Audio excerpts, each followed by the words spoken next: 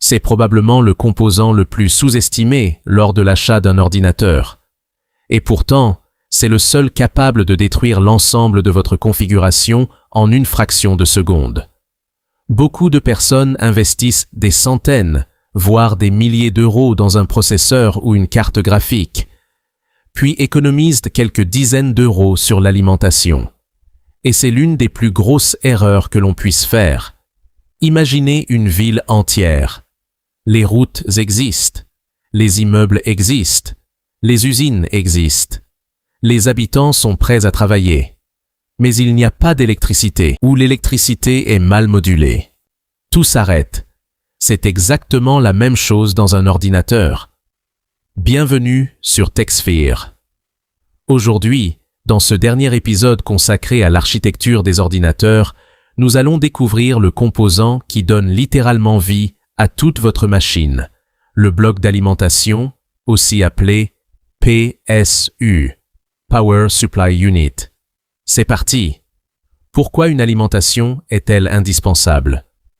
Pour comprendre son rôle, regardons d'abord ce qui sort de votre prise électrique. En Europe, une prise fournit du courant alternatif, AC, sous une tension d'environ 230 volts. Le problème?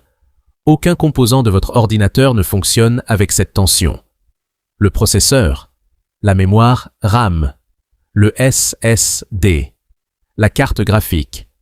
Tous utilisent uniquement du courant continu, DC, à de très faibles tensions, 3,3 volts, 5 volts, 12 volts.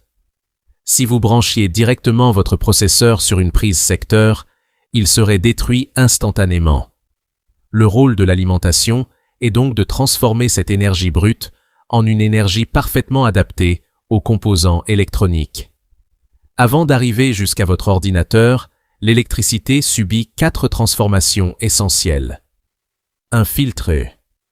Le courant provenant du réseau électrique contient de nombreux parasites. Le filtre EMI élimine ces perturbations afin de protéger les composants. 2. Redresser. Le courant alternatif est ensuite transformé en courant continu grâce à un pont de diode. De gros condensateurs stockent également de l'énergie afin d'absorber les micro-coupures. 3. Abaisser la tension. Les alimentations modernes utilisent une technologie appelée alimentation à découpage. Des transistors découpent le courant à très haute fréquence. Un transformateur haute fréquence adapte ensuite la tension aux besoins du PC. 4. Réguler. Enfin, plusieurs circuits électroniques stabilisent les tensions avec une très grande précision. Même une variation de quelques millivolts pourrait provoquer des erreurs de fonctionnement. À l'intérieur du bloc d'alimentation se cachent plusieurs composants essentiels. Le filtre EMI qui nettoie le courant. Le pont de diode qui transforme le courant alternatif en courant continu. Les condensateurs, véritables réservoirs d'énergie. Les transistors de découpage qui permettent une conversion très efficace. Le transformateur haute fréquence qui adapte les tensions. Les circuits de régulation qui délivrent des tensions parfaitement stables. Toute cette électronique travaille plusieurs dizaines de milliers de fois par seconde. Aujourd'hui, presque toute la puissance consommée par un ordinateur passe par le rail 12 volts. C'est cette ligne qui alimente les 2 composants les plus gourmands, le processeur, la carte graphique. Mais ces composants ne fonctionnent pas directement en 12 volts. Les VRM de la carte mère et de la carte graphique abaissent ensuite cette tension jusqu'à environ 1 volt, parfaitement stable, avant de l'envoyer au CPU et au GPU. Vous comprenez maintenant pourquoi nous avions parlé des VRM dans notre épisode consacré à la carte mère. Lorsque l'on ouvre un PC, on voit sortir une multitude de câbles du bloc d'alimentation. Chacun possède une fonction bien précise. Le connecteur ATX 24 broches alimente la carte mère. Le connecteur EPS 8 broches fournit l'énergie au processeur. Les connecteurs PCI Express alimentent la carte graphique. Les connecteurs SATA alimentent les SSD, les disques durs et certains accessoires. Chaque câble distribue l'énergie exactement là où elle est nécessaire. Pourquoi certaines alimentations coûtent-elles beaucoup plus cher? Deux critères font toute la différence, l'efficacité et la sécurité. Le rendement énergétique. Aucune alimentation n'est parfaite. Une partie de l'électricité est toujours perdue sous forme de chaleur. La certification 80+ mesure cette efficacité. Une alimentation 80+ Gold convertit environ 90% de l'énergie provenant de la prise en énergie réellement utilisée par votre ordinateur. Moins de pertes signifie moins de chaleur, moins de bruit. Une consommation électrique plus faible, une meilleure durée de vie.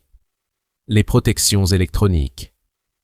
Une alimentation de qualité intègre plusieurs systèmes de protection. OVP, protection contre les surtensions.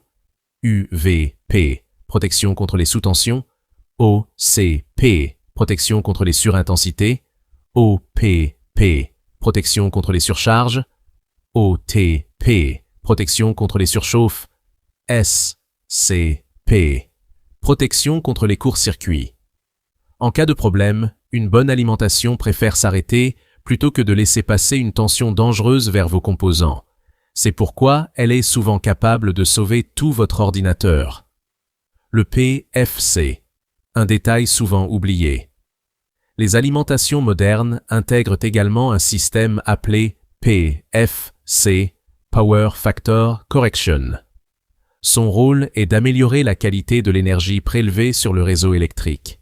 Résultat, un meilleur rendement, moins de perturbations électriques, une alimentation plus stable. C'est un détail souvent invisible, mais essentiel. Retenons l'essentiel. Le bloc d'alimentation transforme le 230 volts alternatif en 3,3 volts, 5 volts et 12 volts continus. Il filtre, convertit, stabilise et protège toute l'alimentation électrique de votre ordinateur. Le rail 12 volts fournit l'énergie au processeur et à la carte graphique. Une bonne alimentation protège l'ensemble de votre configuration contre les pannes électriques. Et voilà. Avec cette vidéo, nous venons officiellement de terminer notre grande série sur l'architecture des ordinateurs. Ensemble, nous avons découvert les bus informatiques, le processeur, la mémoire cache, la mémoire RAM, les SSD, HDD, EEPROM et EEPROM, la carte graphique, la carte mère, l'adressage mémoire, la carte réseau, et enfin, le bloc d'alimentation. Au début de cette série, votre ordinateur était peut-être une simple boîte noire.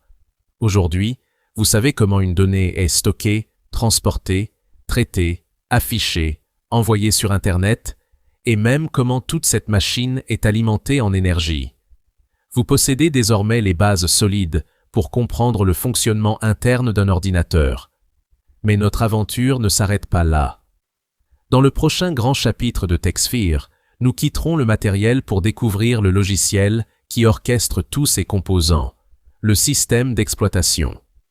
Nous verrons comment Windows, Linux ou macOS gèrent la mémoire, les processus, les fichiers et les périphériques pour faire fonctionner votre ordinateur au quotidien. Si cette série vous a plu, laissez un j'aime, abonnez-vous à TechSphere et activez la cloche pour ne manquer aucun épisode. Et dites-moi en commentaire, quelle alimentation équipe votre PC? Connaissez-vous sa puissance et sa certification 80+? Merci infiniment d'avoir suivi cette série et à très bientôt sur TechSphere pour un nouveau chapitre de notre aventure informatique.